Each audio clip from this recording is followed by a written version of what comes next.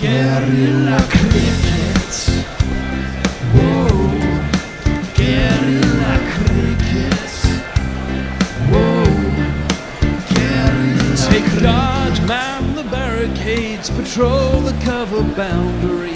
At last the time is come, this is a cricketing emergency. Hear this call to arms for every cricket revolutionary. Take up your bats and stumps for the test match insurgency. At first they tried to silence us, but we would not be silenced. They threatened us with lies, so we threatened them with violence. Che Guevara, Sangakkara, Joseph Stalin, Douglas Jardine, Robespierre, Darrell Hare, Vladimir Lenin, O'Brien Kevin, guerrilla cricket. It's not about the winning, it's about how many rules you break. Even in cricket commentary, this is the best advice to take. Pick guerrilla cricket, it's the finest choice you'll ever make. There's so much more to cricket than rev counters and a slice of cake. At first they tried to sanitize us and clean up our act, but people like it filthy, and we know that for a fact. Fidel Castro, Lenny Pasco, Carlos the Jackal, Umar Akmal, Mahatma Gandhi, Grant and Andy, Brendan Behan, Austin Ian, guerrilla cricket. Stick with us, cause you know we're not the kind of thing that you see on the TV and the radio. So vive la revolution. First they tried to buy us, but we would not be bought. Okay, we were, but then we ran away, and we will not be caught. Would not give up the ghost when they left us all for dead. They decapitated us, but we just grew another head. Chairman Mao, Jamie Howe, Ho Chi Minh, Asif Din, Václav Havel, Graham Saville, No Surrender, Percy Fender, Che Guevara, Sangakkara, Joseph Stalin, Douglas Jardine, Robespierre, Darrell Hare, Vladimir Lenin, O'Brien Kevin, guerrilla cricket. Good morning, good evening, wherever you are in the world. It is day 3 of the Boxing Day test at Melbourne, the MCG. Will it be the miracle at the G? If you're an optimist like me, you kind of think, there's 4 batsmen here, they get 50 each, we get a lead, we're going to bowl them out. But the realist says it will be a calamity and we could all be out before lunch and lose still by an innings, even though we only trail by 51 runs. I am joined by MCG, who is recovered from the power cuts of Perth, which have caused mayhem over there. We've missed him for 2 days, and he's come back to revel in our destruction. And of course, Jason G. Hiscox is joining us down from Devon still, I believe. Morning to you, Jez. Yep. Give us your thoughts. You've been watching this in your daughter's house in air conditioning yesterday. Look, I've got to say that there has been some amazing bowling in this match, irrespective of how the result goes today. I think Jimmy Anderson, Pat Cummins and Mitchell Stark have demonstrated that on a decent wicket at the MCG they can be as fearsome as anyone in world cricket. I thought it was just fantastic to watch them bowl. I think England's batting's shit still, and there's no surprises there. I think Australia's batting's mediocre, but I think for bowling it's been a fantastic thing to watch. I go along with that. I think it'll be over sometime shortly after lunch. Yeah, I don't think the realist says that. The optimist says Root and Stokes get a ton each, and England sail off into the distance and put some pressure on. But yeah, I mean, that's it. I wish you had more pitches like this in Australia, actually, that offered the bowlers more, because it makes for fascinating cricket to watch. I mean, I guess we don't want it always over in 3 days, which it looks likely.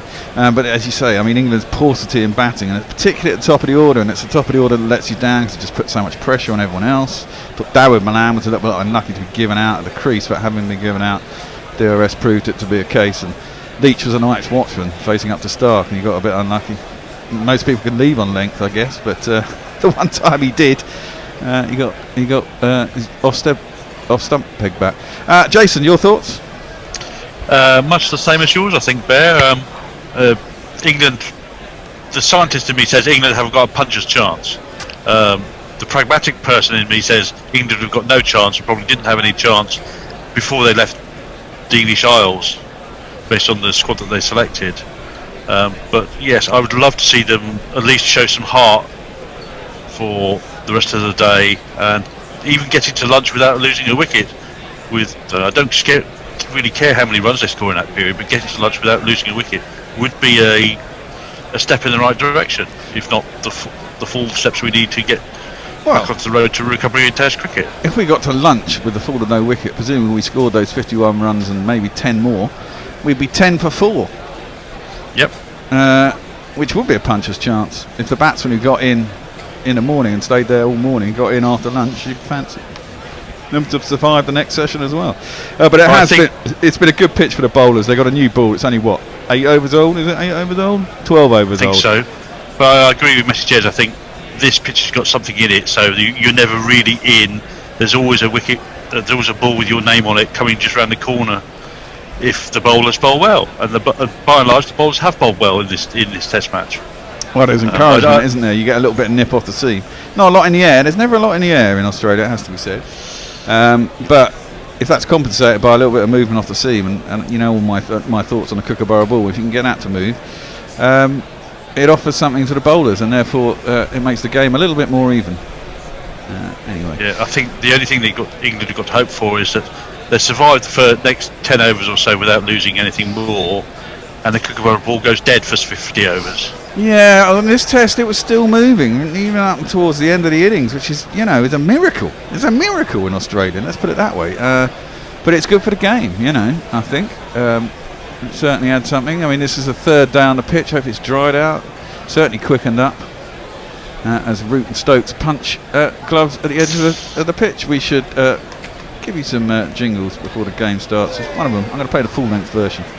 Here we go. I got up in Stokes, and he called me a oh, if I'd only seen that Ben Stokes was so mean, and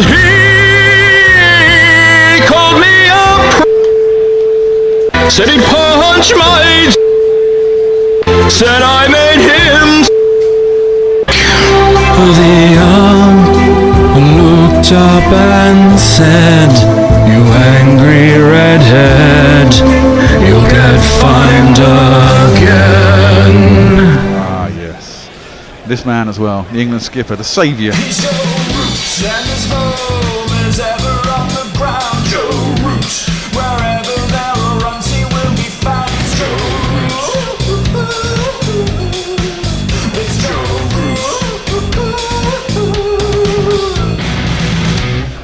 And who's going to hit the bowling? It's going to be the obvious choice. Couldn't remember who finished the bowling last night, but it's this man.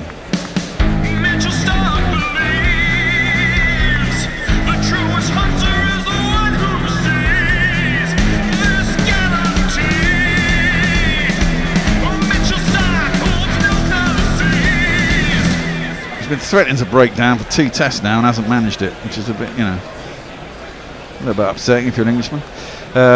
He's going to break down just in time for him to have already won the Ashes, I think. Yeah, and with all this COVID knocking about, if they win here, as I said yesterday, will they just will someone go and get infected for the sake of it so they can all come home? Who I knows? should point out, just to cheer you up there, 4 years ago today, England scored 299 for 7 on day 3. Well, we've only got 6 wickets left, but that'll be a good start. The first ball nicely driven by Roots, but straight to extra cover where Travis Head is fielding. And there ain't no run. A bit of a loosener there Just a from the little bit start. of shape away there, I thought, from start. Yeah, it was too full. It was a bit of a loosener, wasn't it? And a nice Yeah. length for Root to get a nice sighter. It always feels better the next morning, I think. They can put last night behind them. The sun is shining. It's a new day. And you got to believe, you know, Root has never scored a ton in Australia. He's seriously hunting for one, and the captain's not today, and he gets a ton, and we get somewhere at least, you know. And a couple of people can stick with him. Well, let's see. Oh, and he flashed.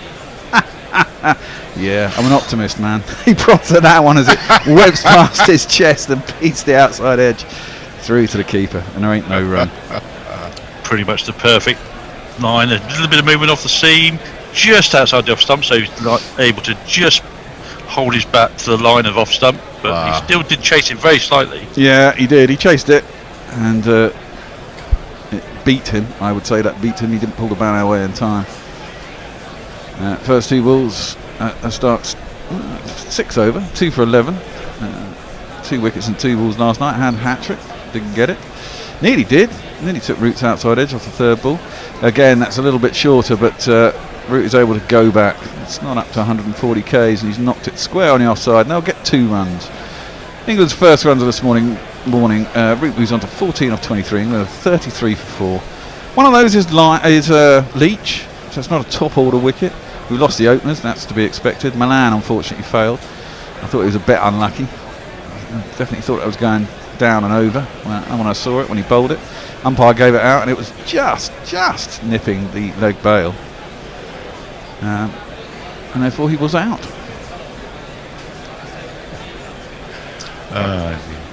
Root faces up, start is in. It's full and it's on his legs. He tries to work it in the leg side, gets it a little bit squared up, but nothing too troublesome. Plays it up to mid on. I think he was probably trying to clip that through mid wicket. Yeah, that was the attempted in ducker. He's sent all the balls across so far, and that was the one that just came back a touch. Yeah, it's a bit too straight. And not quite the right length for that. Start was a little bit stiff this morning, which is going to get into his workload. And so far, Joe Root's got 350s out of, well, this is his 6th innings of the series, so he's converted to 53 times in the series, highest of 80 odd, 82 I think. Full, that's a nice shot by Joe Root. I'm not sure he's got a, I think he has actually. It's racing down towards the mid-off boundary, and I think that'll be the first boundary of the day. Oh, it's all looking good. 4 runs. It's Nissan She. It's Nissan She. A bit of a loose over this from start. Not as usual, great pace, not great lengths. Positive start by Joe Root. He's been looking to get after the ball. Nice forward transfer there. Not a lot of forward movement, but the transfer was there for him to get over the ball and keep control of it as it came onto the bat. It's not that length that will trouble him as well. It's, you know, scooting through at a nice height to drive. That one again is very full and across him again. Plays a very straight bat, as Joe Root. High elbow. Out to the covers though, and no run off that ball. 37 for 4 at the end of the 13th over the 1st of the morning. And Messi, our man Messi is back from power cuts. Is going to give you some socials. Indeed. Our own David Barrett, the man with the van, or which is the singular, of course, with men with van, says, don't worry, guys. Joe will knock it around until he beats the world record for the most runs in the year and then get run out for 99. Ben will get 3 off his first 100 balls, then go mental till he completes his 150. I love a bit of optimism, David. Ravi Nair is with us. He says, welcome back, Jez. Thank you. Just in time for the last rights. And Peter Lloyd says, but 4 years ago it was a road and we had Cook. Yeah, that is absolutely true, Peter. I think one thing that this series has done is nailed down the lid on Shane Warne's suggestion that Mitchell Starc was past his best. He's bowled beautifully this series. He has indeed. Cummins is going to come in for his first over of the morning. I'll give him a jingle. He is defended back down the track, and there ain't no run. I'm not going to go for the long one that we have in the cart here. I'm going to go for this one. I think it's this one. When bankrupts scuffed No, it's not that one. through the ball, you must have known but said nothing at all. Yeah, they were tampering.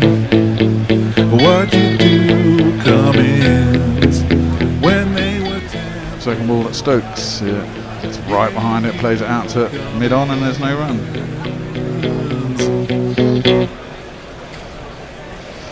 Wrong one. I noticed, Bear, we have a tweet for Omre Nuevo, who won the GPL. He did. last He night. won 90 Just- quid. Has he got his money? I sent it when I got up. I remember when I got Yeah, up. hasn't mentioned that. I'm sure he has. But you might explain what the situation is with the GPL today. Well, the GPL is 20 quid. It always starts at 20 quid after someone won it. And I think Ombre only had one guess yesterday.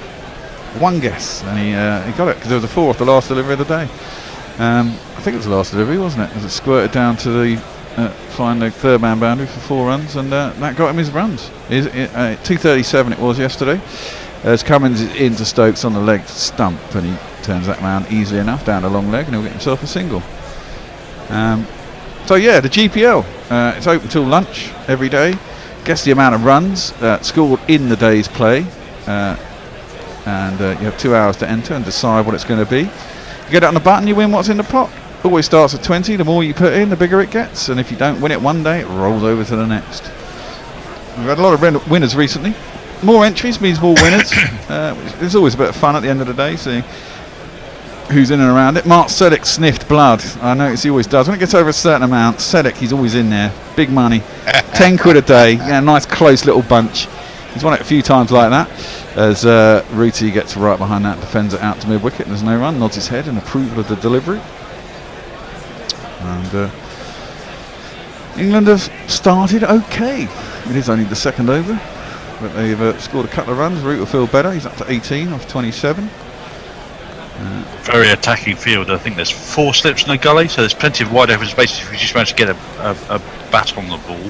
Well, yeah, I think that's one thing. I mean, England bowled well yesterday, as we were talking about with Forthy earlier today. I think they did bowl well yesterday, but I thought they should have been more attacking at certain points as Cummins comes in and Root likes that glide down to third man. I've heard that could be a weakness in Australia because of the bounce, but gets on top of that one, plays it down to Cameron Green at the gully. 2 gullies and there's no run. I thought we could have had 4 slips in yesterday if we were really trying to win. Yeah. You know, I know you don't want to let the game get away with you, but there seemed to be something in it, and especially when Anderson was on and Robinson, and they were bowling pretty straight. If they bowled straight deliveries, they were getting hit, and that's fair enough. But generally, once they get in their stride, they bowl quite straight. You might as well put the pressure on. And the Leach, and the decision to bowl Leach straight after lunch was just weird. Interesting. Joe Root had the reputation of being an attacking captain after this ball. As that is jags back a little bit, but Root judges it on length and line and lets it go through to the keeper, and ain't no run. 1 run off that first comes over. But that's really only on the reputation of what had come before, which was Alistair Cook, who was possibly a fairly very defensive skipper. There aren't that many great test skippers around at the moment, let's be honest. You know what I mean? So Farong is with us. He says, greetings from Mirpur. Keeping it simple, how many sessions will we get today? 1, 2 or 3?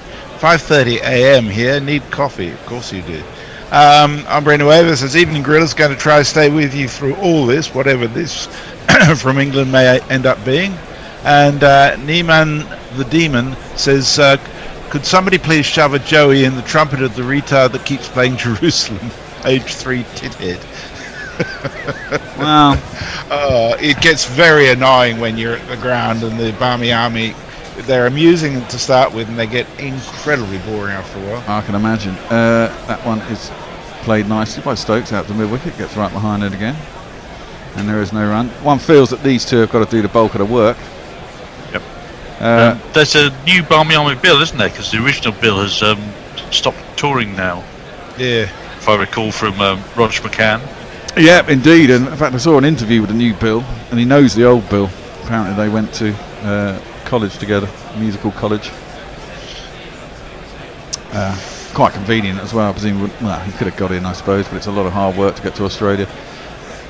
With his new variant, it's all a bit crazy. That's too wide of Stokes' off stump. Gets himself in line and lets it through to the keeper, and ain't no run. I think Mitchell starts settle down a little bit. He looks a little bit looser now. He's had a little bit of a run out for an over and a bit, but that's not troubling anybody that last ball. No. As I said, that's the thing, isn't it? Boland got 2 wickets in an over last night as well. Well, yeah, he was gifted one by Leach. Yeah, he was. I mean, that's quite funny. I mean, we've been talking about leaving the whole time, and he can leave on length, leave on length, leave on length. And what does he do? Leaves on length and gets bowled. Hey-ho. Root, a little bit hurried up, but jabs the bat down on it, goes square. And Harris picks it up again, up by the square leg umpire, and there is no run. After the first over of runs, it's a little bit today. You know who was bloody doing a BT commentary last night, don't you? Norcross. Norcross. I was sitting in the other room listening to the telly. I thought, that's fucking Dan. And Jeff Lemon's been on TMS. It's all a bit weird. Yeah, it is all a bit weird. Well, there's been so many cases, haven't they? Well, yeah, the whole Channel 7 team had to be replaced with their BBL team. Yeah. Oh, well. Shit for shit. Yeah. Sorry. Nice drive by Stokes. Doesn't even bother Lovely running. shot. Great timing. He knows that's going all the way, and so it is. And it is going to be 4 runs. The number of the day. Who could ask for more? The number of the day is 4. Nothing more than really than a little prod, but that was nicely bowled onto the bat by Stark. I mean, that was there to be hit, and Stoke just took advantage of it. Stokes has exquisite timing, though, doesn't he? I mean, you often see him just blocking it back for 4. This is certainly the best batting conditions of the match so far, isn't it? And England just got to get through this spell again. That's into his pad. Stokes times that sweetly, but can't beat Harris at mid wicket. It gets down quickly, and there'll be no runs. You know what? You know who turns up on day 3 every match? Is Hope. Just puts a head around the door and fucks off again. Well, I mean, the thing is, England bat first, so they will bowl last. So, you know, if they can post any score that can put any pressure on, I mean, it looks a tricky wicket to bat on. But you got to get that score. I guess if you say Stark is in. Stokes gets behind, defends out to cover, and there's no run. Well, I've still got my $10 bet that I put on England at 5-1 before the match. Well, I got 5-1 after a couple of wickets fell last night, so I thought, fuck it, I'll do it. Yeah. Got to say, I think Stokes' trials will start when Lyon comes on to bowl, because he seems to cover up and just go completely defensive. I think he might try and take it. Well, it's difficult, isn't it? Or go OTT against Lyon. Yeah. So we've got a few people with us on YouTube. Dan De Castro is with us. G'day, Dan. Realistically, it's over. Historically, if 2 men can save the Queen, England, if it's these 2, of course. And Glenn Murray says, so lads, how long do you think England will last today? That's bollocks. Says, get some money on England win. It seems so unlikely that now is the time with the odds. If they can set Australia 140 to 150, there's every chance of a famous win. Well, that's what you got to believe. As Root defends it up the mid-off and there's no run. A little bit windy, 3rd night in a row. There's part of me hopes it ends today because I just get sketchier and sketchier as the test goes on, basically. That bolt says this wicket should be wrapped up and sent all around the world. Love it. Juicy and makes for entertaining cricket. That's certainly true. That's true. The bowlers would love it. Yeah. And you can bounce on it, I think. You know, it's just it requires patience. That's all. Root leaves that one through. It's quite a full ball, and might have been tempted to drive, but he decides leaving it is a better part of valour, and it goes through to Carey, and there's no run. It's a real testament, this wicket, to the groundsman who came over from Perth. He did the drop-ins for the Optus Oval in Perth, and he used Perth Stadium, and then went to Melbourne. And this is the same place we had the dreadful wicket 4 years ago. So he's done an amazing job when you think about it. Yeah, and if you can create wickets that do stuff with drop-ins, I don't have a problem. I think, but drop-ins obviously got a bad rep early on, as Root tries to work that down to his favourite area, but can only hit Cam Green, first of the 2 gullies, and there is no run. Cam Green is almost 2 gullies in himself. Yeah, he's got a large wingspan, Cam Green, so he covers a lot of areas.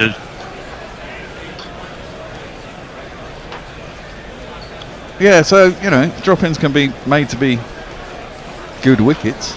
I have no problem with it. You wonder whether this one has benefited from being dropped in early because there was no AFL final. Yeah. Why was there no AFL final? Was the AFL final not on because of COVID, or was it just at another venue? As Cummins comes in and cramped route a little bit, looks a bit uncomfortable, defends it out to mid-wicket there, and there's no run. It was moved to Perth because of COVID, so okay. we had amazing experience here. It was a great game. I went to it. $400 a ticket, but it was worth it. $400 a ticket, wow. Yeah, those are the cheap tickets. Fuck. And they would have sold it out 3 or 4 times over if they could. Yeah, well, it's one of those things you want to see, isn't it? And yeah, it'll never come to Perth again. was it always at the G? Yep. Well, maybe I suppose it's a bit like as a short ball from Cummins, and Root lets it go comfortably enough through the keeper and so on. Is the G a bit like Wembley then? Yeah, it is very much for Australian rules football. And I mean, the fact that you can fit 100,000 people there, whereas Perth can only hold 60,000, there's a big difference there as well. True. But Melbourne is the spiritual home of Australian rules football as well. It's my one of my biggest regrets for rugby matches that I never got to go and watch them. England play at Croke Park when Ireland were redeveloping the Aviva Stadium, Lantern Road, because it's never ever going to go back there again. No. Yeah. Root, last ball of that over, goes back. Depends on the offside, and there is no run. Give us some tweets. I'm going to get another beer. Tom McAdam is with us. G'day, Tom. He says, "G'day all, just watching today to see how bad it can get." Well, the good thing about having low expectations is that there's always a possibility that they'll be exceeded. R. McNudd says, "Root needs some compost to make him grow as a batsman." Oh, wait a minute. He's playing with shit. Oh, dear. John Thompson says, "How many runs scored today? Want to know if I can go with a meme 69 GPL pick." Well, I think you're going to find that it's going to be a lot more. This wicket is got runs in it. That's Bollock says Stark is not backing off with the deliberate full-length balls despite a few early drives to the fence, doing it well, fishing for edges. I think that's right. I think that's the beauty of this Australian attack, that they will take the risk of losing runs and keep pitching it up rather than go defensive. That's kind of Stark's strategy, though. I mean, Stark's always kind of bowled like that. He's always looked for that in-swing. Yeah. And because he's got that height, and he can get it to lift off a length that others maybe wouldn't do. And he's got, really good pace. Stokes is facing up to him, and he gets right behind that and defends it up to mid-on, and there's no run. I actually think Greenwood was quite dangerous today. I think his spell with Lyon on day 2 was really something. Day 1. Green gets disconcerting bounce at a lively pace. 144 Ks for a fifth bowler is not bad, is it? No, not at all. And he's troubled Root, isn't he? I mean, he's got him out twice in the series. Yeah, Root is his bunny at the moment. Well, he's had Stokes twice too. Right, there you go, get him on early. Stark is going to come in anyway. He's bowling to Stokes. He squares him up a little bit, but Stokes kind of plays with an open stance. Plays it out to the covers, and there is no run. Yeah, I didn't get to see much of Boland yesterday, but he looks like a hard-working seamer. He bustles in, hits the deck a bit, probably bowls slightly more back of a length than perhaps some of the others. But he's not the Neil Wagner of the side, that's for sure. No, he's a G specialist, man. Yeah. I suspect this may be his one and only Test match. Yeah, a one Test wonder. We'll be asking that in sports quizzes down the years. Yeah. Stark in, gives it some width, and Stokes latches onto that. Mid-off is too wide, and he bashes it straight back down the ground. 4 more runs. It's Nissan She. It's Nissan She. These two dealing nearly exclusively in fours. It's 3 of them and only 3 other runs. Well, you get the feeling that they've decided that the only way they're going to have any chance in this match is to get some runs on the board. Well, it is. It's true. I mean, you've got to be clear. So they're being as positive as they can. Well, they have to be, and if the bad ball comes, these two, I'm sure, will take full toll of it. I mean, these are the 2 hardiest and most experienced, you'd have to say, in the side. As that one, big inside half of the bat, tried an expansive drive again, but safe enough as it goes out to Harris at mid-wicket, and there's no run. I'd be seeing the way that Stokes is batting at the moment, and who seems to be possibly slightly over-attacking, certainly on that last ball. I'd be tempted to chuck in a well-disguised slow in and see him chip it up to mid-off and mid-on. Well, You know him too well, Jason. No, that's. I mean, as an England supporter, that's the least thing I want. But as a cricketing player, that's what I would be thinking as a bowler. Yeah. well, starts coming for the 5th ball of his 8th over. He's bowled him. Oh, fucking hell. And that's a cracker of a delivery. Faster, Oh. fuller, cut back a little bit, beat the inside edge of Stokes' bat, who looked pretty comfortable. That is an absolute scream of a delivery. It's hit the top of middle stump. The bails are splayed everywhere. And oh dear, England lose their first wicket of the day.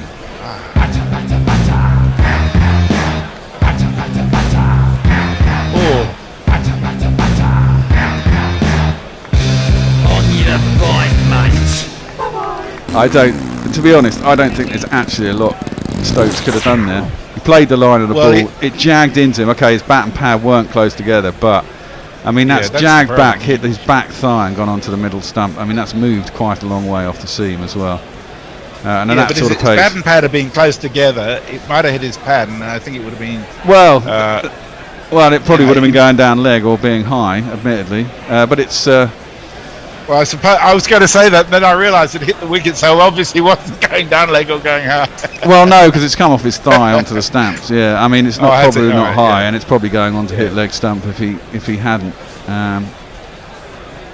But Jeez. and it was quicker as well. It's 145 clicks, and you can see in Stokes' face. He's like nods his head and goes, "Yeah, well, that was a good one." And you can't deny it. It's an absolutely cracking delivery. He's been pretty innocuous so far until that one. Yeah, that was the effort ball, just a little bit faster, and he's got the movement he needed to beat the bat. And there's no second line of defence with this technique there. No, and it's that- There was me thinking Stokes was looking really good. And Well, he fortunate was, for exactly, not but- having gone today. but as you say, but that's what the pitch kind of offers, doesn't it? I mean, yeah, there's something in it for the bowlers. So the effort ball has done the business, and that is that. Next man in is not. Here he is. Young Johnny B. Johnny Best is smarter than the average besto. Johnny Best has been this good since daycare, so all put on your wigs and let the crimson hand blow. I want the Pope to give him his own large prayer. Oh, he can hit the sixes, although it's so dark. He'd even run a 10 at Bradford Park Avenue. No other Yorkshireman can compare. I tell you, Johnny Best is smarter than the average besto. And the GPL will shut off once 7 wickets have gone down. Otherwise it'd be too easy, especially if 2 go now and you'll have an hour and a half. Could all be done before lunch. As we look at the sight screen, someone interfering. It's a big old sight screen, can't see how anyone can get in the way there. Bairstow's going to face up to his first delivery. Mitchell Stark is in, last ball of the over, gets behind that and defends it back down the track, and there is no run. England are 46 for 5, they still trail by 36 runs, and they're in deep shit. Messi. So Josie Oak says this shit show isn't worth putting on the TV for. Go to my bed to listen until I fall asleep in 20 minutes, by which time England may well have lost. Tim Everingham is with us. Says, morning Gorilla. Fantastic to be with you after a few days of family Christmas celebration. Hopefully I'll be with you for the day or however long England lasts. I just noticed when Bairstow came in, they showed his test average was 33, which it is. But I just looked up his average for the last 2 years. 2019 was 18.5. 2021 has been 25.73. Drops out into the offside, and there is no run. Yeah, it was frustrating. Got a good ball, I guess, in the first innings. Couldn't get his gloves out of the way when he was, but maybe he was trying to uppercut it, although it looked like he was trying to pull out the shot. But he's another one, plays away from his pad. There's a big gate, and his back comes down at 45 degrees. It's all one-day cricket. He's got the experience, and I don't doubt that he has a temperament. I'd fancy him more here to stick it out than Ollie Pope, to be fair, because he's played more of these situations. Not a high bar. Messi. Cummins coming, second ball of the over. It's on to the hit with Johnny B. He'll run them quick as well. I presume that'll be 2. And it is indeed. The Stark hares in, but doesn't pick it up cleanly. Johnny B was always going to go back pretty easily. It needs 2 people to make big scores, which is unlikely, but let's face it. Joe Root has had a fantastic year. You think he's one of them, and then it's up to someone else. What does he need to beat the record? Something like about 90 more runs. Yeah. Under 100, so he could not get his ton and still beat it. But he has played, I think this is his 16th innings, and Mohammed Yusuf did it in 11. So wow, ooh. That's amazing, isn't it, when you think about it? Yeah, exactly. Outside edge by Bairstow, but soft enough hands that it bounces before Cameron Green at Gully, and there is no run. Mohammed Yusuf had something like 4 double tons in that set in very short order. Yeah. I think Joe's only had 3 this year. He started off the year so well, didn't he? I mean, he got that in Sri Lanka. He was prolific, and then he was really good at the start of the India tour, and then. Well, he only needs another 12 runs to overtake Viv Richards, who also did it in 11 matches. Yeah, he also did it in 11 as well. That's let through by Bairstow to Carey, and there is no run. I presume that was 1976 when he got 291 and 900 runs on tour in England. That's correct. Yeah. God, you're nearly as old as I am, Jason. That's pretty much my first memory of cricket. To be Not fair. a bad memory. That and the 75 World Cup. 76. I kind of remember watching. I was only 5 at the time, but I remember on the telly the sunburnt pictures. Yep. Seeing Clive Lloyd hammer it over square leg. Oh, that one nips back into Bairstow. It's probably high, maybe at inside edge. No one's appealing. And there is no run.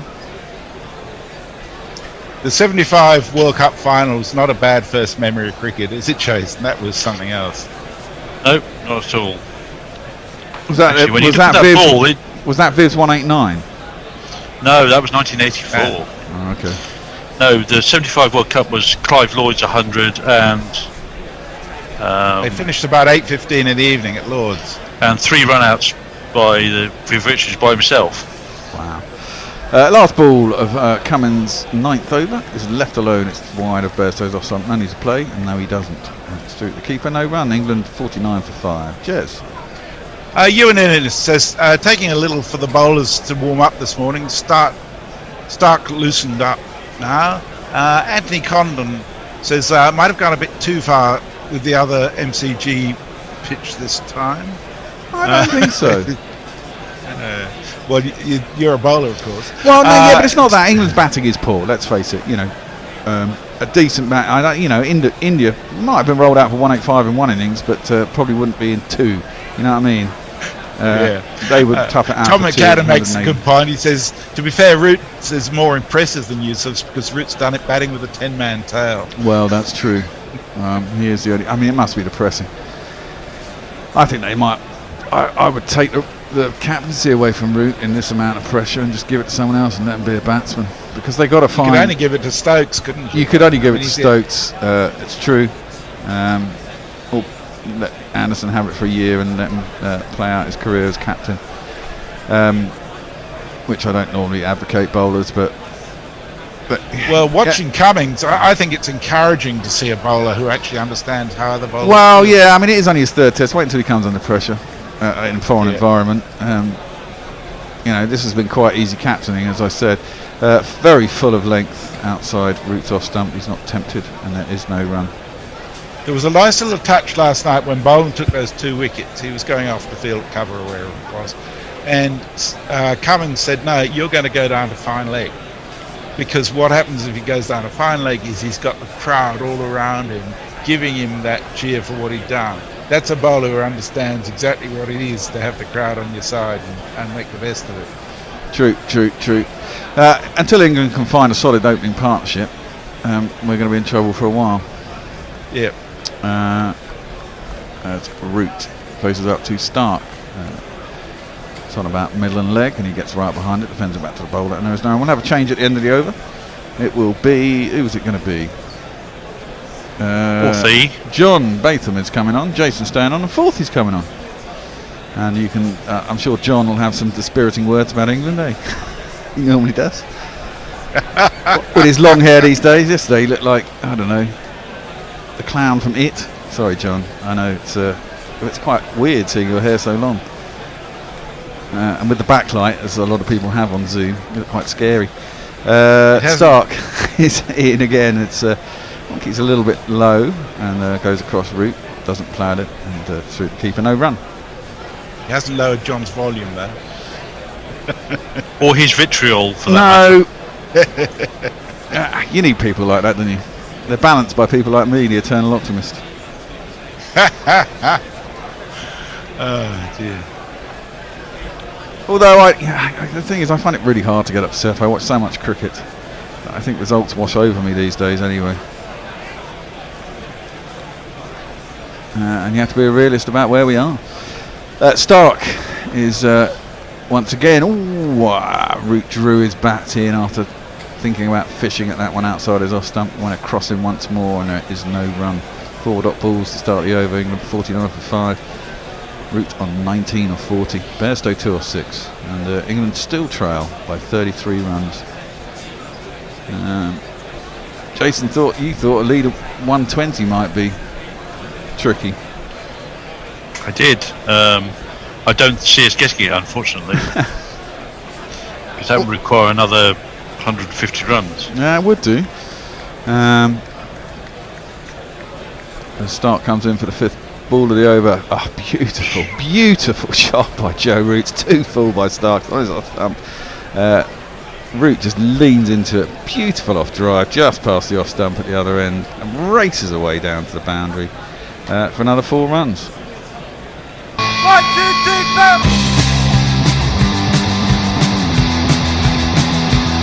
And this is where England have got to stick it now, isn't it, Jace? Because, Australia will, they've seen how the pitch is behaving. And they'll know that England's bowlers are on it this test. And Jimmy will be a danger. And if England do get into a lead and that lead starts to stretch, much the same way that England were last night, they'll start to fret because they won't want it to be too big. Stark comes in, last ball of the over, it's way too wide of the off stump, and Root just lets it go through to keep and no run. Ended that over 53 for 5 are England. They trail by 29 runs. We're going to have a little switcheroo.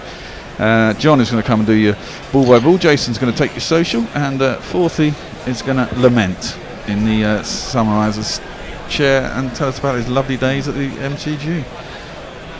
Glenn Murray's with us. He says, is there a word which describes the England performance in this series other than gutless? So I'd love to know. Tom M says, maybe a couple of years ago Anderson was a good shout, but now he's only going to play every second match. I think he's still pretty fit for a 39-year-old bowling at that pace. Warren says, evening all, is it over yet? And Anthony Condon says, I don't know, there's been partnerships that have been looking generally solid until the bizarre shot throws away a wicket. That's the defining thing for me, England wasting wickets. Well, good evening, gentlemen. Nice to join you for the cinders of this Ashes series. Hello there, John. I'm not sure we've met before. Hi, Ian. How are you? Very good. I think the most disturbing thing about listening to that last piece of commentary is that I realised that my cricketing memories went back further than not only Bear but yours as well, Jason. So that just shows I'm old. Here's Bairstow pushing this one out to square of the wicket on the leg side, and they scamper through for a quick single, which takes Bairstow to 3, and the England score to 54. Yes, I can go back a little further than the 75 World Cup. I can go back to the 1973 West Indies series over here. I remember the 73 series. I go back one more year to 72 and the 2-all draw against Australia, which was a great series actually. But yeah, I remember the 73 series very vividly. Yes. A certain Mr. Keith Boyce annihilating England at the Oval. This is... This Joe Root again. Struck Root. Amidships. I'm not quite sure whether it's got him in the screaming abdabs, but somewhere in that vicinity. He's got a grin on his face. He's not doubled over, but My son, who I went to the cricket with the last couple of days, thought that they were deliberately targeting him there, and it's hard to disagree looking at that ball. Ouch. Ouch. I think any lower he wouldn't have been rubbing them, he'd have been counting them, wouldn't he? What can you do? Reminds us of the great Brian Johnson commentary after there was a period like this, and the batsman finally got back to his feet again, and he said, "Okay, we're going to resume the over. One ball left." Indeed. Indeed so. The great Jono. But yeah, they well let's face it. If he did lose one, he'd still have more runs than half the England team in this series, which is full of ducks. But the conversation about the captaincy was quite interesting, I thought. I'd be quite into the idea of giving it to Mr. Anderson for the rest of this series, frankly, because I think Root should ditch it at the end of this match. I don't think Root's a disastrous captain, except that there are key moments of the game that he refuses to take the initiative. In the last game, he brought himself on just when the game was opening up for England for a brief moment, just to hurry through the over 8. And yesterday, he had Leach bowling defensively around the wicket. You really do have to despair when the captain can't see the momentum, and when he doesn't have people around him on the field who can put him right, or even worse, whether he'd been talked into it during the lunch interval by the think tank. Yeah, the think tank that is Chris Silverwood. Yeah, the less said about that, the better. I think Silverwood's resignation should be already written. I just think Root could do with giving up the captaincy, because he expends so much energy trying to hold the batting lineup together that he could probably just do without it. Whereas I don't think it would bother Anderson one iota. Well, he's facing up again here. Anyway, Root's facing up again, and he's facing Pat Cummings, who's in over the wicket, bowls, and Root plays this down into the gully, and there's no run. That said, John, I'm not sure that it's really affected his batting in the way it sometimes affects a player's batting. This year's haulage being the case in point. He seems to be able to focus perfectly happily when he gets to the crease. Yeah, I just think he's got enough to do, really, and you can't give it to Stokes after all he's been through the last year. Particularly after what he's produced in this series, which is not an awful lot, really. Here's Cummings again into Root, and he lets this one go by, goes through to Carey, and there's no run. Suter Who has an interesting point on the captaincy. He says, why do England persist in giving it to the most talented and not the most tactically aware? Yes, that's a problem that goes back an awful long way, isn't it, Jason? There's historical reasons for giving it to your best batsman. That's what Australia will always do. He always plays, for one thing. But England have done it loads of times in the past. They gave it to Botham, and they gave it to Flintoff, and all sorts of nonsense. Here's Cummings in again, bowls to Root, and Root comes forward and shows the full face of the bat, plays it back along the pitch, and there's no run, and that's the end of the over. 54 for 5. Hawkster says, I'm a bit concerned that England have decided to take the stumps, take the shine off the new ball. Ravinair says, yesterday I predicted England would be 82 for 6, and it looks more like 82 for 8. And Tom McCallum says, the worst crime about England being so shit at batting is we only get to see Root's glorious technique for an hour or so at a time whilst everyone else collapses around him. Well, that's fairly hard to argue with, really. I think I'm right in saying, aren't I, gents, that there's only been 5 half-centuries in this series from England, and Root's got 3 and Milan's got 2. Pretty much. That is correct. Yeah. Oh dear, terrible. Here's Stark. He's into Bairstow, who lets that one go, and it goes through to Carey. They've been a 2-man batting lineup, haven't they? Yeah. Yeah, 1.5 really. Actually, Root's got, I was surprised to discover yesterday, 9 Test 50s in Australia without converting. Yeah, he said he would convert one this series, but that's asking a lot, I think, at the moment, because you've got to have enough people around him to last that long. And obviously, by the time he does it, it'll be too late anyway. Here is Stark again, bowls, and that's turned away on the leg side by Bairstow. It's picked up at square leg. There's no run. And a plaintive Anthony Condon tweets us and says, one of the things I was looking forward to most this series was watching Joe Root bat for a day. Well, it happened, didn't it? It happened in the third day of the first test. It was 2 sessions, I think, rather than a day. Yes, it wasn't quite a full day, I don't think. But here is Stark again. Runs in, bowls to Bairstow, who squeezes down on that, gets it out into the gully, where it's fielded.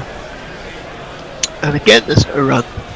If you're being super critical of Root and why he doesn't convert his 50s to 100s, would you agree that he continues to play at that 4th and 5th stump line, a line that the really clinical Australian batsmen would tuck their bat away for if you were a War or a Border or a Ponting, and that's why he's not converting 50s to 100s. There's always one ball with his name on it while he's fishing around the 4th stump line.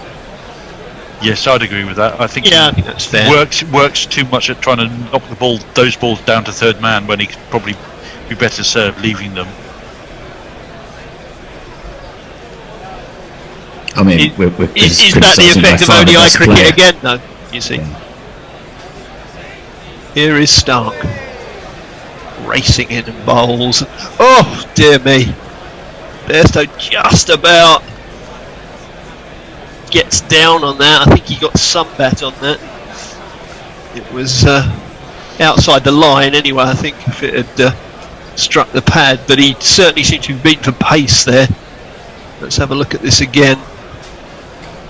Yeah, he just about jabs his bat down on that. Just about jabs down. He was done for pace. I see what's happened. A bit of Bairstow's bat has splintered off. Oh, yes. Has it? Yeah, maybe. Certainly hit right on the bottom. Here is Stark, and he gets hold of this one a bit better and plays it down into the gully. No run. I wasn't sure, I don't know about your two chaps' opinions, that the ball that got Stokes, whether it was a cutter, whether he ran his hand along the edge of the ball and why he got so much cut back there. I don't know whether it was a cutter or whether it's a wobble, but it certainly moved appreciably off the pitch.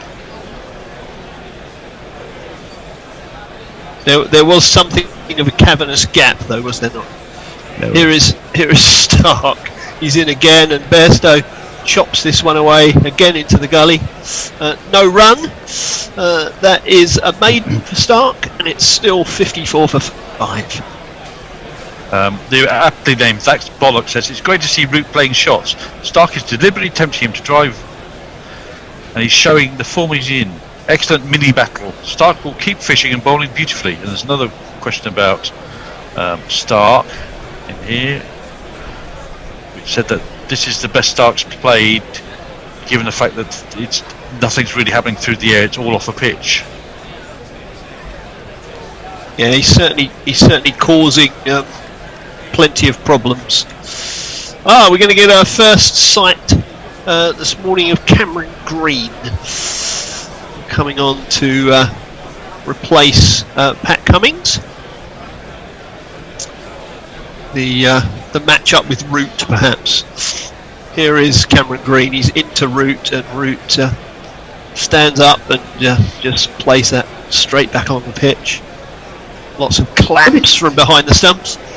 Funny how cricket's such a traditional ancient sport, and yet kind of new trends come and go. We've been talking about match-ups. I suppose it comes again from one-day cricket the last 2 or 3 years. It's now seeped into Test match cricket. We didn't used to talk about match-ups. No, absolutely not. Here is Green again, into Root, and he props forward, plays that back along the pitch. No run. He's, I mean, for people who have never seen Cameron Green, there can't be many of you, but he's, what, 6'6", 6'7", but he's not the traditional beanpole 6'6", 6'7". No, he's Greg. He is the Hulk. He is something of a tree, is he not? Absolutely.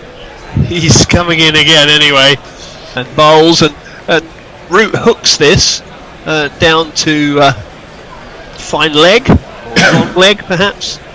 It's thrown back into Carey, and they go through for a single. All the fives, 55 for 5. Saw Cameron Green batting yesterday, and it reminded me of a dad who's playing with a kid's size cricket kit on the beach somewhere. He was just crouched so far down with a little matchstick of a bat in his hand. Probably any equipment he used would look fairly small, wouldn't it?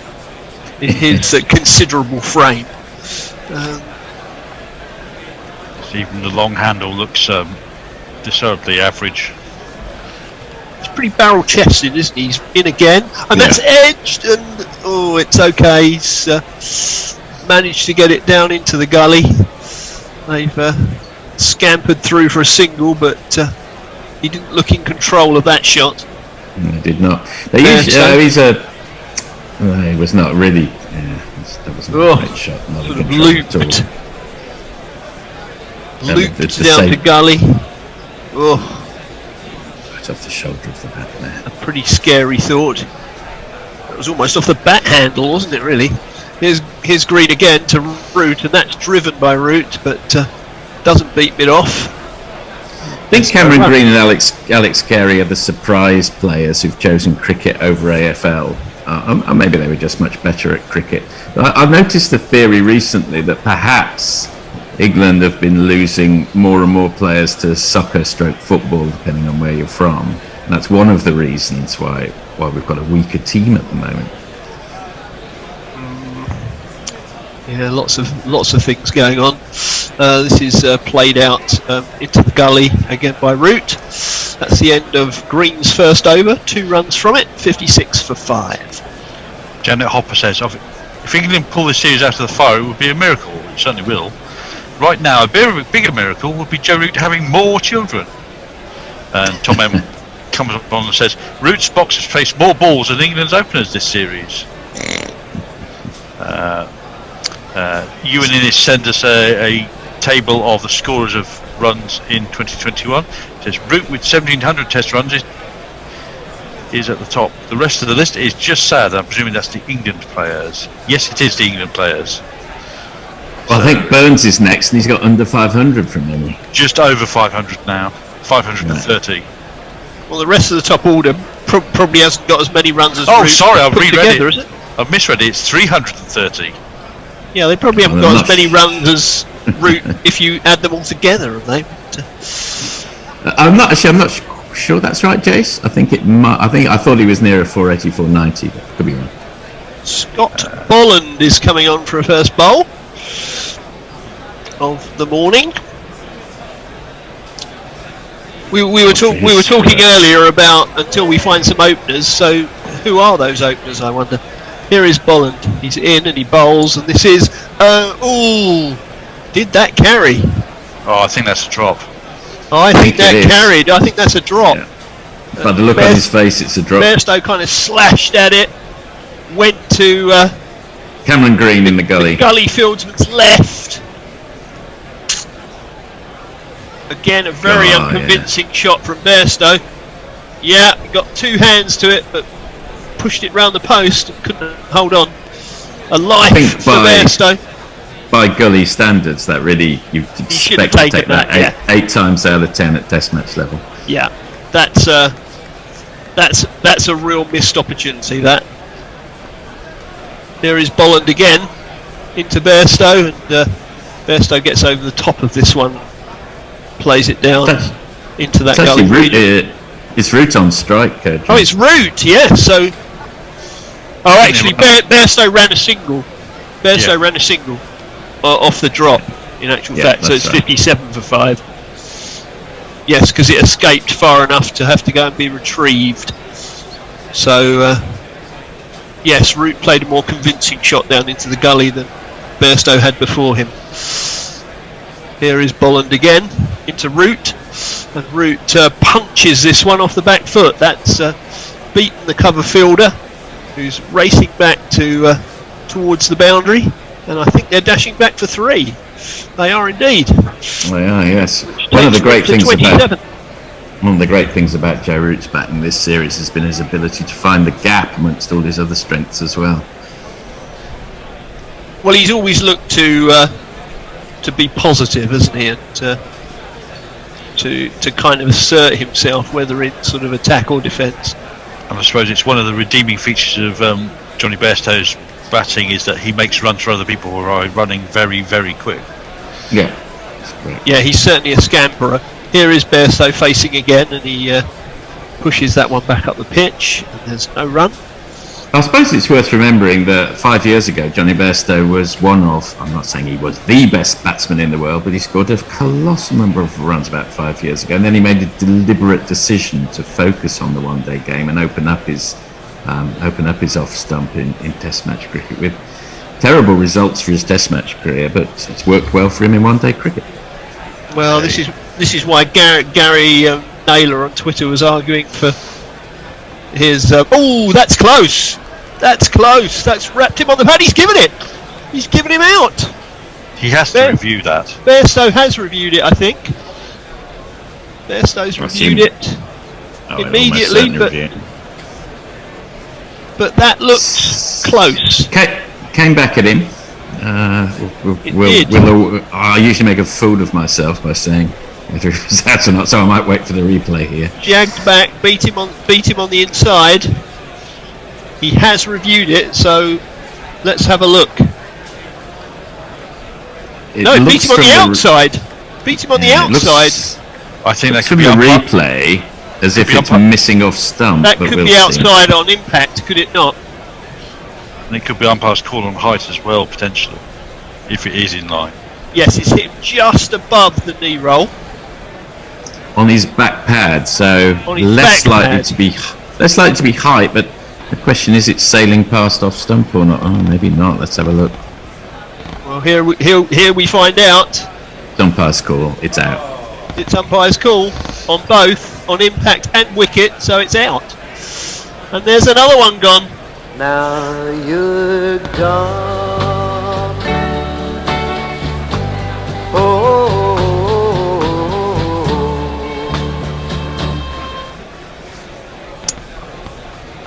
Well, yeah, I think Cameron Green will be happy because it will mean that his drop catch in the gully cost all of 1 run. Oh dear. I think he can count himself a little bit unlucky, the same way Milan can count himself a little bit unlucky. But of course, he's still out, still hitting the stumps. Even if got it was himself in an awful outside. mess, really. And he did, yeah he did. He got himself in an awful mess because he wasn't really going anywhere. That's the problem. He was playing the ball with a cross bat. Yeah. No, it wasn't straight on back showing the maker's name straight back. It's not coming down straight, is it? It's coming down so that it's pointing towards mid-on, and that's never going to help you in that situation. 100%. Yeah, I feared the worst as soon as that happened, really. Right, let me go through some tweets whilst we're waiting for the next batsman, next victim. MCG says some scoring stats so far: hundreds, Australia 2, England 0; 50s, Australia 8, England 5; ducks, Australia 1, England 9. To which Ed Arbery responds, 9. I mean, how many of those are top 6 batters? MCG's response was 6 of those 9 ducks were from top 6 batters, which is a fairly damning statistic by itself. Prior Mike ain't says, no loss, 'cause we found someone subtler. Okay, he can't spell Joss, but he also can't spell Butler. Joss Butler. Just because he is Joss Butler. 1 S and 2 T's. Joss Butler. Yes, Joss Butler. I'm tempted to say there are many things that Joss Butler can't, but one is catch and the other is bat. But there we go. Well, he might as well do what Joss Butler sometimes does now, which is have a whack at a few. He's beaten immediately by that first one from Bolland, who's started off this morning in sensational fashion. In fact, he's got 3 for 5 off 2 overs. Not. It doesn't seem to be too tricky for him, this Test match lark. no, not so dusty, is it really? 60 for 6 is the sorry tale of woe of England. An absolute mess, really. Ewan in this sums it up nicely. He says, Root 27 runs, everyone else 28 runs in this innings, I think. Yeah, it really is sorrowful, isn't it? Here is Green into Root, who pushes that one down into the gully, and there's no run.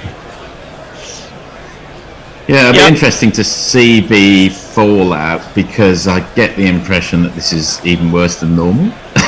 I was trying to think here. I was trying to think here. I mean, there's been 5-0s in Australia in the past, and I don't know whether this is because here's a Green again anyway, and this is pushed out by Root, and they scamper through for a single. Takes Root to 28, 61 for 6. Yeah, there's been 5-0s in the past. I don't know whether this is because it's happening right now, but somehow this feels worse than any of those. I think it's because the bowlers are doing their bit, but we're not producing Test quality batsmen. Something's wrong. It's systemically. In the past, of course, Australia have had amazing teams, and we've lost 5-0. But we lost 5-0, say, in 2006, an extremely good Test team. It had its weaknesses, but we were probably 2 or 3 short. I'll break off. Here is Cameron Green once more to Joss Butler, who lifts his bat and lets that go through to Carey. Yeah, I'd say that, in the past we've been between 2 and 4 players short of a good Test team, and that's enough to find you out in Australia, and that can be enough to make you lose 5-0, but there's no shame to losing to an excellent team in Australia. I think the difference is this time we're 6 to 7 players short of a good Test team, and they're all batsmen with one exception. You've got no hope. Here is Green into Butler, who sort of chops this out to cover point. I mean, if the fallout is as extensive as it should be, and it starts with the opening pair, who have we got queuing up to try and get in? Honestly, I mean, there may be better players out there, but it feels like shuffling the deck chairs on the Titanic. For me, it's a systemic problem. Here is Green again, and Butler looks slightly awkward as he plays it back up the pitch. No run. I think there are a couple of people they could have taken in, as the cover on the side. One was Jake Libby of Worcestershire, and the other one was Rob Yates from Warwickshire, both of who had very good 2021 seasons. Here's Green again, bowls to Butler, who drives that one back, but Green gets a hand on it, prevents any runs. That's the end of the over. It's 61 for 6. John Thompson says, under over 15 minutes before Butler is out, trying to twat it over cow corner and end up spinning up mid-on, ? Tom M says, Josh needs to play his second innings from Adelaide, which took 200 and something odd balls, while Root scores all the runs and will be sweet. And Mike asks the question, what's more humiliating for England, innings defeat or having to defend a single-digit target? Innings defeat, I think. Thank you very much. Our own Nigel Hedgerton says, come on, Josh, slog.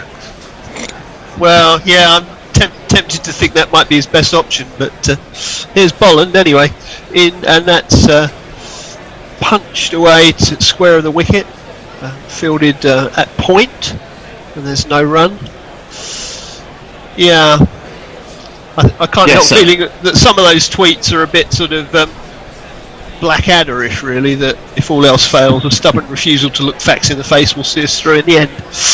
But Except That's that the it long won't. long shadow of heading the 81 when it worked once. Yeah, with a certain IT both. Yes. Exactly.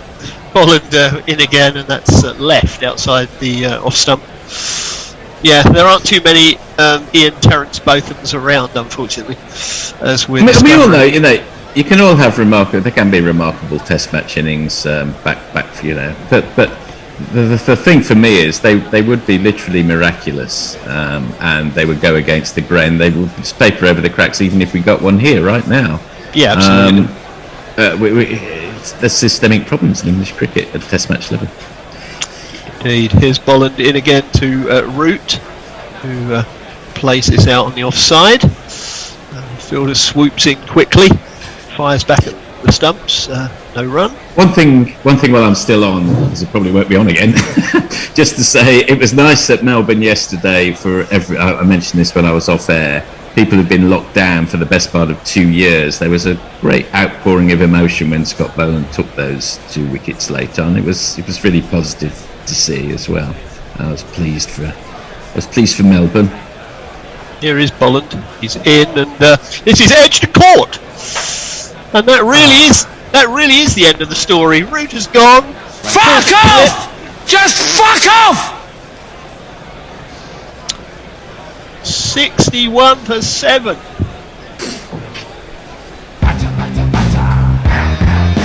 Well, I think this is a new low.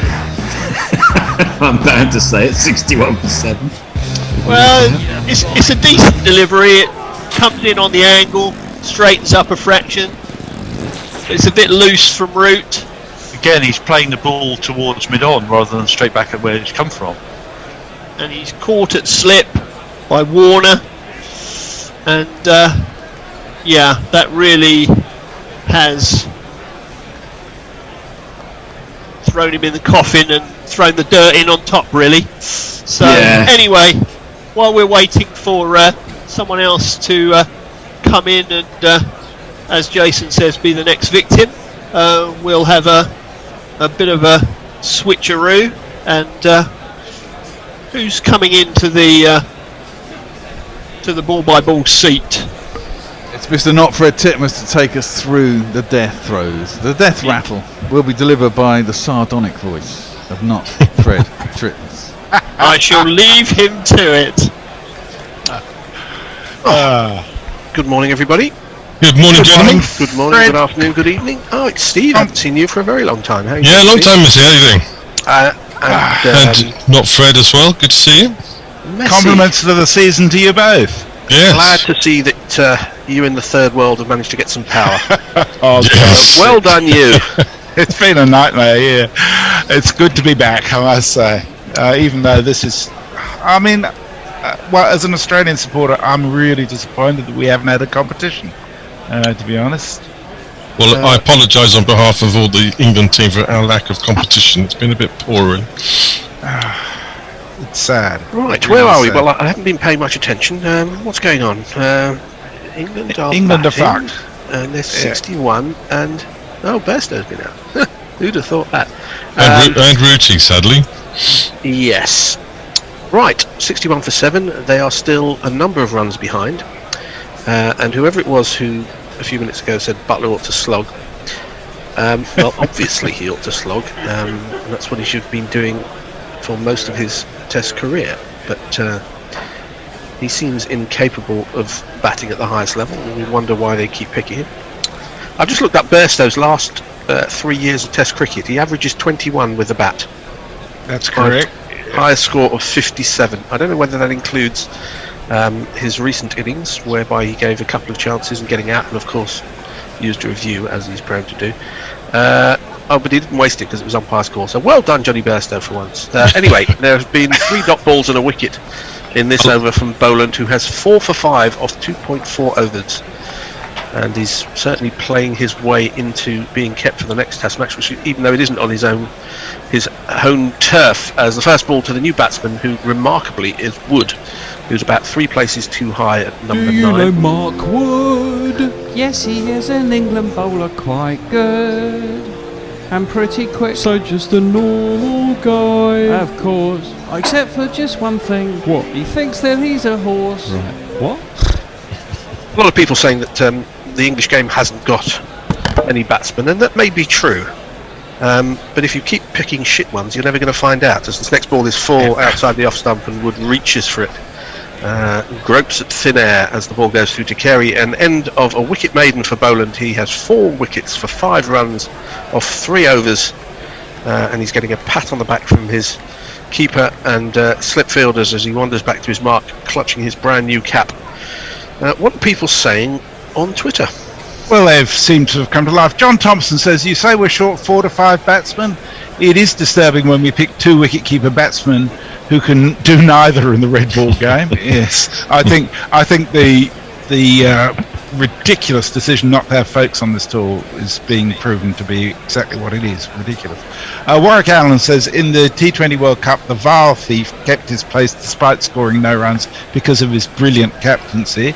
Stick him in the test side, even if he gets no runs for England, wouldn't be any worse off. We'll have solved the captaincy problem. First ball of a new over, and Shane Watson alike, Green, lumbers in and bowls an ordinary ball on leg stump, which is defended by Butler. And Eddie X says, thing is, if England has started to accept losing away Ashes series 5-0 as the standard, why haven't they considered winning home Ashes 5-0 to be the same minimum acceptable target, British weather notwithstanding? I would say it's easier to decide to lose 5-0 than decide to win 5-0, as Green comes in and bowls, and on the back foot is Butler defending to mid-off, no run. 7 for 61 with the bizarre Australian method of getting things wrong, as we're looking at the wickets that have fallen. And that was... The problem is not, Fred, they do the right things on the pitch, don't they? So, well, you know, I mean, England fans have seen their team underperform in Australia before, but as Green comes in to bowl to Butler, and short ball which he ducks underneath, I think this is a pretty ordinary Australian team, which is whereas some of the series where England have done badly have been against better teams, so this is perhaps less excusable from that point of view. I think it's an ordinary batting team. I think it's a very good bowling. It's a good bowling. Yeah, fair point. I think it is a good bowling team, especially in home conditions. Yeah. Although they have been missing, you know, some of their crucial cogs in that bowling wheel, if I haven't tortured the metaphors. The next ball is fended down towards the gully, and Stark gets down and feels that well, and gets down very low for a big man. Ooh, Warren makes a brave call. He says Silverwood out, Naylor in. Well, the players would want to be out there as long as possible, just to not be in the dressing room, I'd have thought. Sorry, Gary, if you're listening. But it was an easy, cheap joke, which is what I specialise in, as Green comes in and bowls a full toss, which is dispatched, which is an absolute gift at this level, and Butler just pushes it through extra cover and down to the boundary for 4 runs. The Bears disappeared from the jingle chair, so does anyone want to sing a 4 jingle? No. There you go. Oh, that's pretty good, Steve. That's the short abbreviated one. That's the only one I can ever remember. But there's the Eine. I can't remember my German numbers now. The musical. 1, 2, 3, 4. That's it. And they're all coming out now. Hit me, baby, one more time. As the next ball from Green is a little bit shorter. It would have to have been. And Butler defends it to cover, and Green shakes his head as he wanders back to his mark. What do we think of Green? I'm hugely impressed. You are hugely impressed? Are you hugely impressed? Possibly, but you know, as a fast bowler in his own right, he'd be in this team in my view. Well, certainly in the English team, bowling 144 kilometres an hour, getting a hell of a lot of bounce. I think he's got potential to be a fantastic all-rounder if his body holds up. And his batting's been ordinary this series, but he's got real talent in that regard as well. So, yeah, I think he's going to be huge for Australia over the next 10 years. Something of the Jameson about him of New Zealand? Is it Jameson? I think better than Jameson. Yeah. Well, he's started very well his Test career as Boland, with a chance of a fiver, and he's picked up this fiver because Wood plays a full-length ball straight back to the bowler. Boland clutches it. Finds slightly surprised to find the ball nestled in his hand. He's being mobbed by his teammates. A lot of people running their hands through his short hair and congratulate him for his first Test 5 for 5 for 5. Wow. Yeah, it's pretty He hasn't remarkable bowled that well. that England's batting has been struggling, and we managed to find Mark Wood at number 9 on merit as well. 65 for 8 now, and whoever's on for the next half hour, I would start, maybe just turning back your duvet. You might be getting a longer night's sleep than you expected. I might use the opportunity to catch up on a couple of tweets if I can, Fred. Why not? Go on. Armchair Cricket Podcast says, "Oh no, unlucky for Bairstow to get an umpire's call on impact and hitting, but the naked eye looked to be missing the off stick. Any chances of him miraculous comeback?" Put that against Bairstow's lucky fact that he's been picked for the last 30 Test matches. Yeah, and he was lucky not to have been out prior to that several times. Yeah, he was Wrong dropped says, as well. yeah, England have been gaining tens of millions of supporters here in Bangladesh, mainly due to their batting. Another innings under 200 will equal a record held by Bangladesh of 13 innings under 200 in a calendar year. West Indies has the record of 14. Wow. And Glenn Murray says, this might be completely daft, but why don't these supposed one-day specialist batsmen just bat like they would in an ODI? I'll give you an answer to that. It's a different sport. Yeah. Yes, it is. Well, I've got to say, one of Gary Naylor's 20 suggestions in his tweet thread last night was that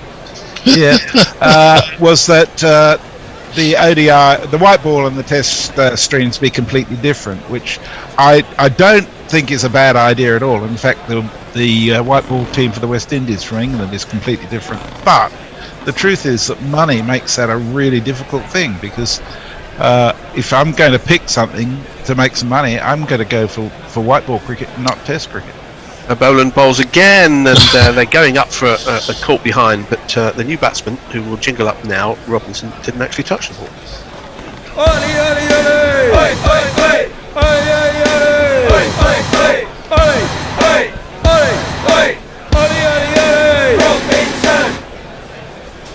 That's got to be a men with men, hasn't it? Yes, it is. Bears nodding. Well, we're looking at Butler and Robinson to dig England out of a substantial hole. This is Robinson's not, because he's been out. He's been caught at third slip off his second ball, I believe. And Boland has got the remarkable figures of 6 for 5 off 3.3 overs. Jesus. After you've gone. Yeah, and Butler will be playing for some red ink and saying, look, I didn't get out. But with just Jimmy to go, this is... who was it? Was it the King's Doctor said about George V? His life is drawing rapidly to a close, and the same could be said about this Test match.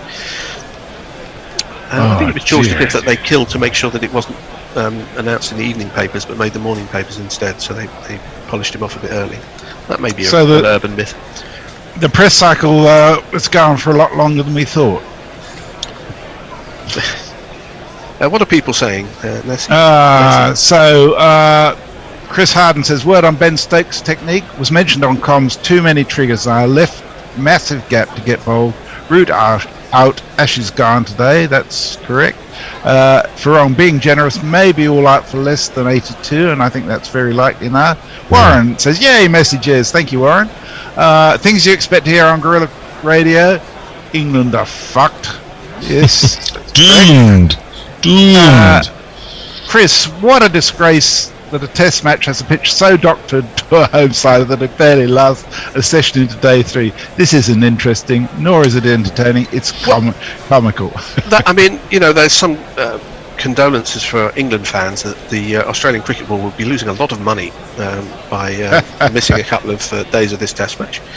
And also some condolence for us here that the Bear will be finally able to get some sleep, which he hasn't done for about a week. He's been surviving on various alcoholic and other substances to keep him going. Steve, you're the summariser. Summarise. Well, I'm just looking at Boland's figures. I mean, they're just extraordinary. 3.3 overs, 6 wickets for 5 runs. I mean, I don't know where Australia have been hiding him, but he's a bit of a golden nugget for you boys, I have to say. Well, it did seem a little bit strange that they dropped Nisa to bring him in. I think he played well in the second test. Yeah, I thought that too. What do we know, Messers? What do we know? Mind you, the New Zealand spinner who took 10 wickets in an innings probably got dropped for the next series, and rightly so. So there's no guarantee that Boland's going to play the next Test match, although it's that's true. Probably highly likely. Hard. 65 for 9 as Jimmy Anderson, England's leading wicket taker in history, faces up to Boland, and he gets off the mark with a nicely tucked ball down to square leg, and they're coming back for 2, probably rather reluctantly, because Anderson at this stage of his career likes to watch from the non-striker's end rather than face up to fast bowling. Who wouldn't? Yes. Well, I've got to say that it would seem an ideal opportunity to rest Mitchell Stark for the next Test match, assuming it goes ahead, because otherwise you've got Stark, Hazelwood and Cummins all competing with Boland for a place. Boland, who's a shocking bowler, has just bowled an absolute dreadful ball wide outside the off stump, and frankly he's lucky to get into this team and to stay in this team now. That's the end. No, it's not the end of the over. There's got one more. He's got a chance to redeem himself. We're looking again at the wickets of 9, 10 and Jack, and frankly it's not good watching, is it? Well, it's actually Jack and like, Jack, isn't it? Like Wood and Robinson to do business that the top order batsmen have not. Boland in again, and this is straighter, and Jimmy gets behind it, plays it down into the ground, square on the offside. The end of the 27th over. England are 67 for 9, still trail by 15 runs. So you and Ennis 10 minutes ago said 4 for 5 and the 4th best bowling average ever. Not a bad debut. Well, it's considerably better than that now. Armchair Cricket Podcast says specialist Boland does for Australia. It's over for England fans, and last hope of saving the Ashes extinguished. I think anybody who had hope was delusional. Who said that? Armchair Cricket Podcast. Oh, yeah. I thought it was something stating the obvious. Anthony Condon says the most English pitch of the series so far, the one that is lively because the groundskeeper almost lost his job after the dead wicket he provided last time England took. Different groundskeeper, and this one came over from Optus Oval after he'd done the drop-ins there. You're pulling rank over Ant Condon on a matter of Australian cricket, so you must be pretty sure of yourself, Messi. Anyway, I have it on very good authority. Green will be bowling to Butler, right arm over the wicket, and this goes through him. He tried to play a backward defensive shot, aimed towards point for some reason, and missed the ball. I didn't do anything, did it? No, it was a straight ball. Absolutely straight as a die. Why did you miss it? Well, he's a number 11. Oh, sorry, it's Butler. No, well, Butler is actually batting higher, although, Although Messi might be closer to the truth than we accept. There's nothing they can do for the next 2 Test matches as Green comes in and bowls again. It's short and it's pulled round the corner, or was it? What happened there? Either way, the keeper took it, but it looked quite loopy, so I thought it might have hit his glove, but nobody went up. Which they would have done had it been near to the bat or glove, so it's just a dot ball. It's quite quick, this Green boy, isn't it? Blimey. They're not going to do anything like bring people in to the squad who are not in the squad for the next 2 Test matches. So no point. Well, they won't get through COVID clearance, will they? So, no chance. Yeah. So anyone expecting that sort of thing is going to be disappointed. A quick single from Butler. Is that a good idea? No, but he took it anyway. And he's exposed Anderson to 3 balls of Cameron Green. It's probably not Butler's responsibility to not expose Anderson. The rest of the batting should really have seen to that. That's not really true. I mean, at every point, you think what is the best for the team that could happen for your own team, and Butler really ought to be taking as much of the strike as possible and scoring as many runs as he can. Yeah. Last my view is of 100 have happened, and at least you give yourself some opportunity, even though it's minuscule. You have to keep trying. Yeah. I think they should send Butler home for a rest, let Bairstow keep wicket in the last 2 tests, and let people like Pope actually get some experience, even if they don't do well. So that ball has cleaned up Jimmy Anderson. Butler, having taken his quick single, has seen his partner lose his off peg. Australia have won this game by an innings and 14 runs. They have retained the Ashes to nobody's great surprise. Congratulations to Australia. Commiserations to England. Well done, Australia. Comprehensive, I call them. Indeed. And I think no, Jimmy got runs. I was going to say that got 2. Yeah, we did. We have equalled the most amount of ducks in the calendar year. This England side. Not much of a stat because England play about 4 times as many Test matches as anybody else. Well, I don't know. Especially in the COVID era. But Australia, have played better in all these 3 games. They have deservedly won. England have had 2 or 3 good sessions over the 3 games. You can't take anything away from Australia. They can only beat who's put in front of them, and they have done so comprehensively. So congratulations to them. Unfortunately, it's not the type of sport where once you've won the series, everyone goes home and licks their wounds. There are 2 more games for England to suffer and for us to provide commentary for. I'm sure we're all looking forward to that, especially the 3 a.m. start in Tasmania. I think the best decision made by an Englishman today was probably by Forthy, who decided not to go to the MCG to watch this debate. Yeah, very true. And that would be true even if he lived across the road, to be honest. I mean, Beefy was in hospitality. Was he? Yeah, he got a late ticket for hospitality, I think. Well, could be a long day. All the booze you can drink. Well, exactly. Let's get absolutely smashed. Well, there's no cricket to watch now, is there? No, but hospitality. Stay open. They do have they do keep going for quite a while. In fact, I was even at a Test match.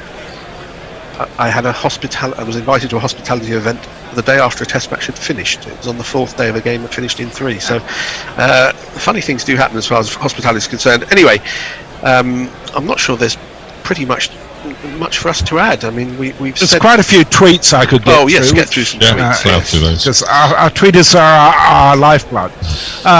Peter Ward says, some of them if the problem is systemic, as we all agree it is, sacking the coach and moving players around is unlikely to change the results. J'accuse the ECB. A lot of big questions here for them to answer.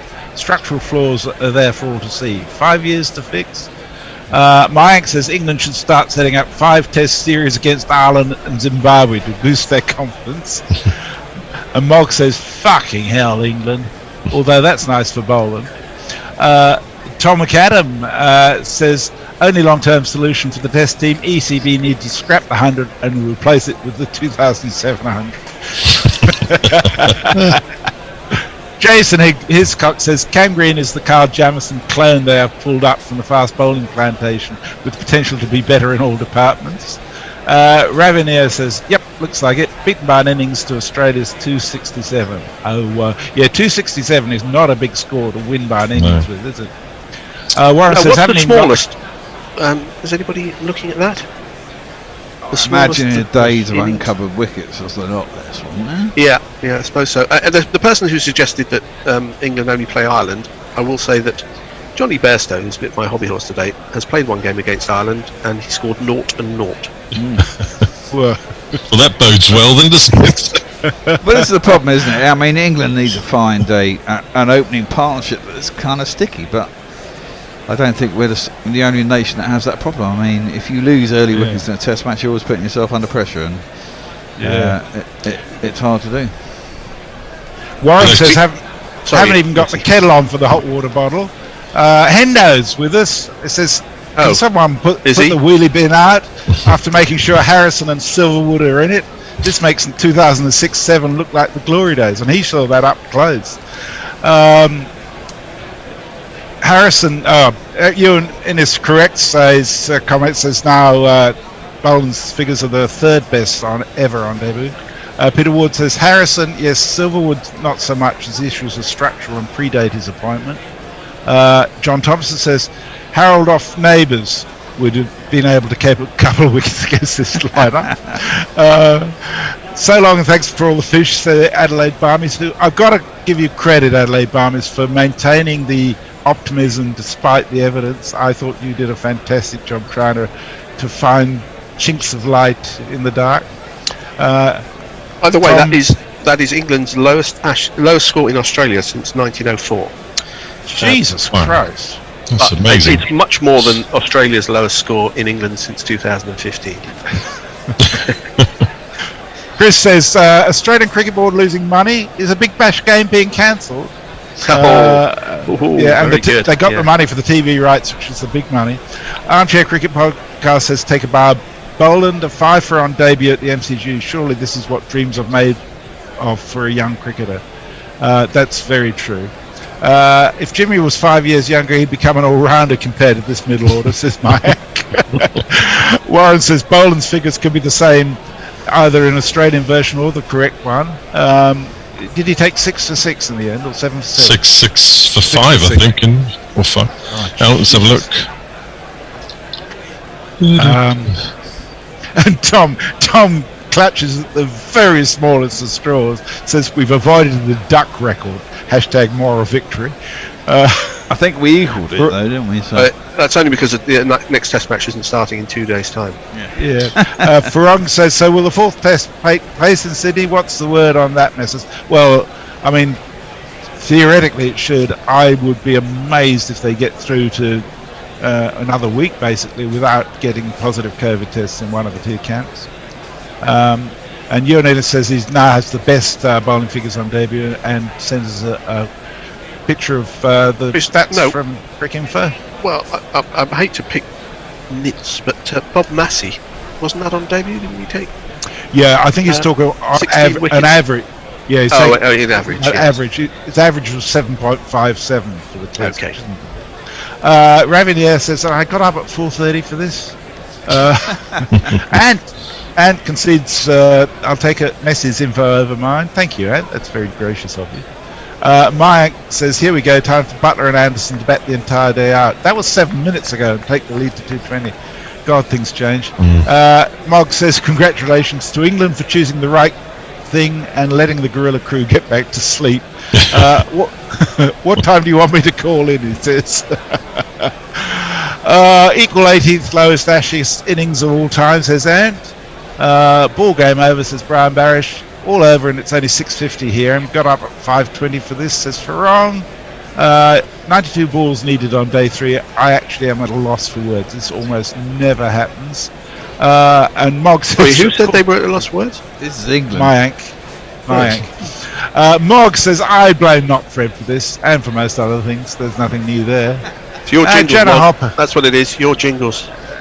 Janet Hopper says, early finish for you.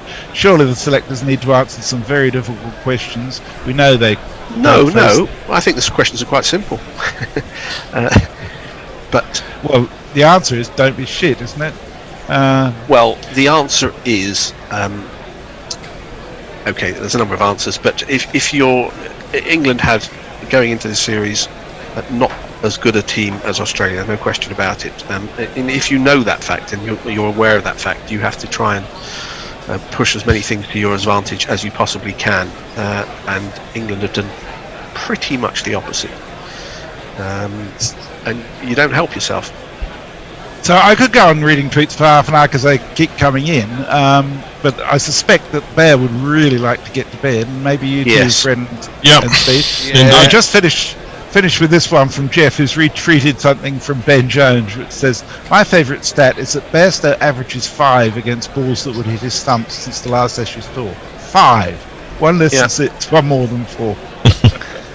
And Dave Sarasa, is it too late to know what into the Continental Cup?